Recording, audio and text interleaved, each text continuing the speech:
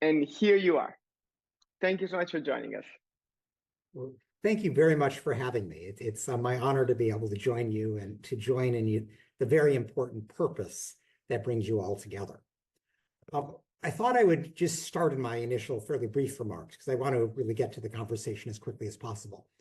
But I want to kind of give my quick analysis of what I think works and doesn't work with the United Nations today and where there's potential for improvement. And as I do this, what I'd like to do is divide the United Nations into two parts. And I tend to think of the United Nations, first of all, as sort of the people who have jobs, running different parts of the institution. So, the Secretary General or the High Commissioner for Human Rights. And so there's this, people side of the UN. There's the other side of the UN, which we tend to confuse, but it's really the UN as a conference room. And the UN is essentially a landlord renting out the conference room to the governments of the world. And then those governments, behave or don't behave properly. But we often say, oh, it's the UN's fault, when in fact it was the governments in the conference room that misbehaved. So let me, if I could, divide my analysis into those two parts. And I'm going to begin with the conference room. And here, I'm going to look at sort of three key conference rooms, which is to say the rooms that are used for the UN Security Council, the UN General Assembly, and the UN Human Rights Council. Now, the most important is obviously the Security Council, but as we all know, that has been stymied repeatedly by the veto. Each of the 5 permanent members has the veto. France and Britain are not problems. Russia and China repeatedly have used or threatened the veto to preclude action on Syria, on Myanmar, on Ukraine. The United States regularly uses the veto to protect Israel. There really have only been 2 exceptions in recent history. One was under Obama, where the Security Council denounced the illegality of Israel settlements. The other was under Biden when he pushed for his ceasefire plan, although hasn't done anything really to enforce that ceasefire.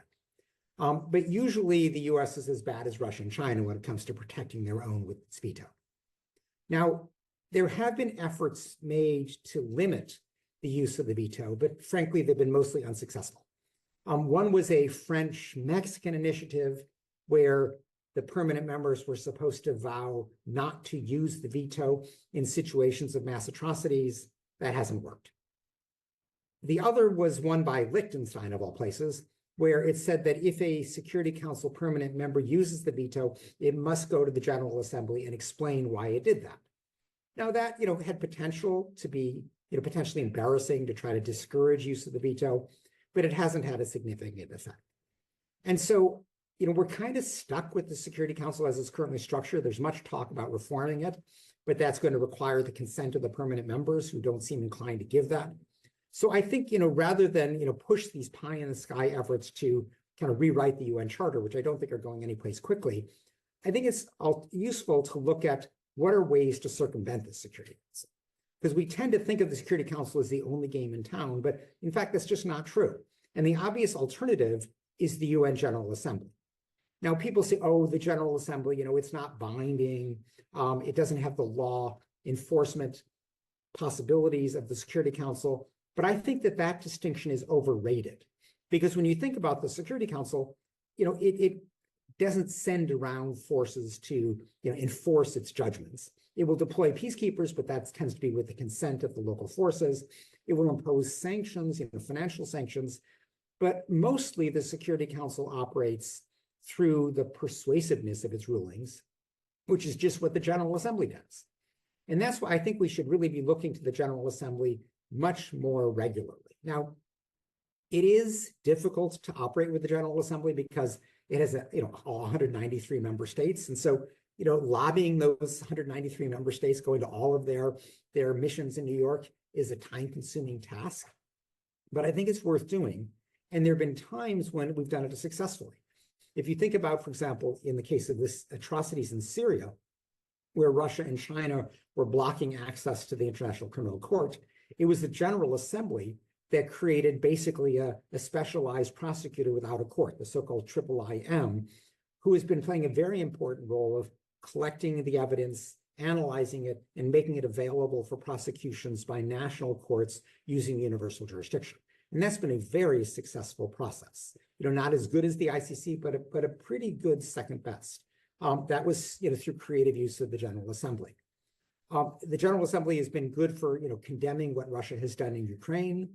I just before I joined you today, I was watching the International Court of Justice issue its advisory opinion on the legality of Israel's multi-decade long occupation.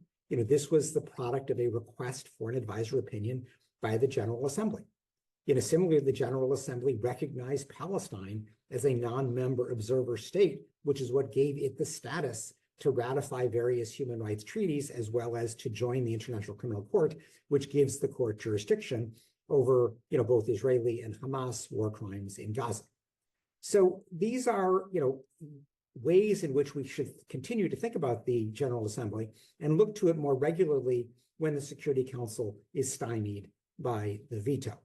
It's also worth remembering that it's the General Assembly that chooses the members of the Human Rights Council and that has the capacity to suspend membership, as it did in the case of Russia after its invasion of Ukraine. Now, it's worth noting that the General Assembly has been conservative in certain respects. It has not set up a tribunal for aggression for Ukraine, which is kind of the only game in town. The ICC does not have jurisdiction. But many of them, the Western states, don't want an aggression tribunal for Russia for fear that it'll come back and be used against them. So as a result, Putin is going to get away with his invasion of Ukraine with no possibility of prosecution for aggression. So there are limitations, but we should be looking to the General Assembly much more regularly to get things done. Now, the other big conference room that's worth mentioning is not in New York, the way the Security Council and the General Assembly are, but it's in Geneva. And that is the Human Rights Council. This is a much more manageable body than the General Assembly. It has 47 members rather than 193. It is very possible to lobby them. It's not technically at the same level as the General Assembly, but frankly, it doesn't matter because governments go to great lengths to avoid investigation, reporting, or condemnation by the Human Rights Council. And it has had many successes. It has launched investigations, issued condemnations, issued very important reports in many, many situations. Just to give you a few examples of the ones that are currently in place, there's a commission of inquiry for Syria. There's what's known as the International Mechanism for Myanmar, which is similar to the IIIM, but again, it can investigate and put together evidence for ultimate prosecution in the case of Myanmar. There was the group of eminent experts, which existed for a number of years and played a very important role in Yemen. There's currently a commission of inquiry for Ukraine, a commission of inquiry for Israel. So these are, big steps. There are special rapporteurs or their equivalents for domestic abuses in Russia, in Sudan, Belarus, North Korea, Venezuela, the Democratic Republic of Congo, Iran, Nicaragua. So this is an important set of countries. This is a very important role. And we should, look to use the Human Rights Council as much as possible. Now, it's worth noting that there are certain gaps in what the Council has done. It has never taken on Saudi Arabia domestically. It did take on what Saudi was doing, the Saudi-led coalition was doing in Yemen, but domestic abuse in Saudi Arabia has been untouchable. Egypt has been untouchable. Ethiopia was touched only briefly and then closed down. China has been untouchable. So, there are gaps that we need to fill. But that said, we've gotten a lot done at the Human Rights Council. Now, a major limitation with the Human Rights Council, the reason we're not able to get as far as we want, is its membership. When the council was created, the idea was to have competitive elections. And that way, when utterly inappropriate governments ran for a seat, they could be defeated. And indeed, that's what happened during the first, 7-8 years of the council's existence. Every year, Human Rights Watch, my organization at the time, would pick out the most utterly inappropriate member who was running for candidacy. And we would oppose it and win every single year and got them either to withdraw their candidacy or they were defeated in a vote. And that was one way of gradually improving the membership. Now, this has begun to break down because of the phenomenon known as closed slates. What that means is that it's the regions of the world, the 5 regions, that propose candidates. And what the regions are beginning to do is to game the system.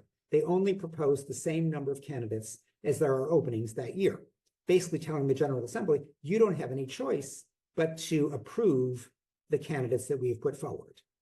And, then they tend to get elected. So that's a way that, awful governments get on the council. And the sad truth is that even we are, the Western European and others group, the Western group, even it puts forward closed slates because it doesn't want to bother having to lobby all the members of the General Assembly. It's just easier to say, these are our candidates, vote for them. So this is, this use of closed slates is something that we really need to attack. We should insist that every regional group put forward a competitive, more candidates than there are openings, so there's a meaningful choice at the General Assembly. Now, those are, discussions of a few of the important conference rooms. Let me take a moment and talk about, in my view, the 2 most important personnel at the UN. Now, one is obviously Antonio Guterres, the Secretary General. And he has been strong on human rights when the government is weak or when the government is already a pariah. And so, if you look at Russia's conduct in Ukraine, or Israel's conduct in Gaza, or the terrible war and devastation in Sudan, Guterres is great, he's out there. But when it comes to more powerful governments, he falls short. And, to give you an example, the Secretary General for many, many years now has had something called the List of Shame, which is a list that is put together once a year, listing military forces, both government and rebel, that commit abuses against children in wartime. And governments hate being put on this list of shame.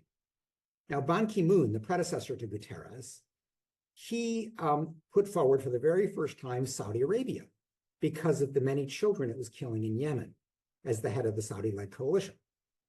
And the Saudis returned and said, if you do that, we're going to cut off all our funding to the UN, including humanitarian aid in Palestinian territories. And so Ban Ki-moon was stymied. He said, I've been blackmailed. But at least he came forward and said, okay, I'm going to remove Saudi Arabia from my list of shame. I'm doing this under coercion. I'm doing this because the Saudis are forcing me. And it ended up being such a scandal that even though Saudi was removed, it got much more negative attention than if they just allowed it to go forward. So Ban Ki-moon kind of took a bad situation and made the best of it. Guterres, what he did is just said, oh, I'm going to fudge it. I'm going to put Saudi Arabia on the list, but with an asterisk saying that they're making improvements, even though nobody saw any improvements. And so he sort of dumbed the list down and said, okay, I'll include them, but I'm going to really remove the stigma. And that was classic Guterres, too clever by halves. The worst situation has been with China's conduct in Xinjiang, the Uyghur majority area in northwestern China. And, as many of you know, China had detained roughly 1 million Uyghurs, forcing them to abandon their religion, their language, and their culture. It was a horrible situation, clear crimes against humanity. Many have called it genocide. But Guterres, in February 2022, wanted to go to the Beijing Winter Olympics. And we said to him, you can't do that. The Chinese government is committing, possible genocide in Xinjiang. How can you bless them with your presence? And he said, oh, don't worry, I'll take care of it. Now, this was at a time when Michelle Bachelet was the High Commissioner for Human Rights, and she was pushing for an unfettered investigation in Xinjiang. And the Chinese came back and said, no, we'll give you a friendly visit. We'll have nice little conversations about Xinjiang, but you won't talk to anybody. Guterres went to Beijing and said, I've convinced the Chinese to invite Bachelet on a visit, using Beijing's language, not Bachelet's. So Bachelet was forced to go, and it was a disaster because she never got a genuine investigation. And this shows how Guterres just doesn't stand up for human rights when the going gets tough. Now, the other person I want to mention, and I'll close with this, is Volker Turk. He's the current UN High Commissioner for Human Rights. Now, Bachelet, his predecessor, did ultimately put out a very strong report on Xinjiang. After her friendly visit, she nonetheless used remote monitoring and other techniques to collect a lot of evidence, and she put out a devastating report showing possible crimes against humanity. The problem was China had made such an effort to block the report that she ended up putting it out 13 minutes before her term ended on October 31st, 2022. So she issued a strong report, but she couldn't follow up. We used that report to go to the Human Rights Council and say, okay, now it's finally time to put Xinjiang on the agenda. Volker Turk decided not to show up in Geneva until after the vote was taken. He didn't want to have to bother China by defending Bachelet's report. And in fact, in his absence, the vote was lost by 2 votes, 17-19, with 11 abstentions. This vote was so important to China that Xi Jinping was actually calling heads of state, pushing them to vote with China. But we lost it by a very narrow margin, in part because Volker Turk didn't do the right thing and show up and start pushing for it. Now, the other thing that Volker Turk has done is he's now been in office basically, almost 2 years. And he, to this day, has never condemned the Chinese government for what it's doing in Xinjiang. He just refuses. What he says is, I stand by my office's findings. My office has concerns. Now, my office means, his predecessor, not him. It's his way of saying, this isn't me, don't blame me. And he says concerns, not condemnation, nothing more critical than that. And he says, I am engaging with Beijing. Now, this engagement is ridiculous if you think about it, because, what does the High Commissioner have to persuade Beijing to change its mind other than his public reporting and his public condemnation? He has nothing. He has no aid packages. He has no coercive pressure whatsoever, no ability to impose sanctions. All he has is his voice, and he won't use it because he's afraid. He's a coward. And so that's who you've got. To show you how bad it is, China came up before in what's known as the Universal Periodic Review, which is something that every single nation of the world has to go through every 5 years before the Human Rights Council, where they review your human rights record. When China's turn came up and he was terrified that the media might ask him a question about China, he left town. Suddenly, there was an urgent meeting he had to attend outside of Geneva. You know where that urgent meeting was? Liechtenstein. In my 30 years running Human Rights Watch, I never found it important enough to go to Liechtenstein. But Volker Turk had to get there on the day that China was being considered by the Human Rights Council. So this shows the kind of cowardice that Volker Turk has. And I think, one way to understand a UN official's commitment to human rights principles is by their dealing with the toughest cases. And, your commitment is only as good as your weakest link. And in both the case of Guterres and Turk, that link is very weak, if non-existent, when it comes to China. So my bottom line here is that, there are certain structural things that we can do to improve the UN. I gave one example that I would really highlight, which is changing this use of closed slates and going back to competitive slates for selection of the Human Rights Council. But we also need to push UN officials to be more principled, and particularly Volker Turk. It is an embarrassment that we have the UN's chief human rights official who will not say a critical word about China, one of the greatest threats to human rights in the world. So I will stop there and very much welcome your questions and your comments.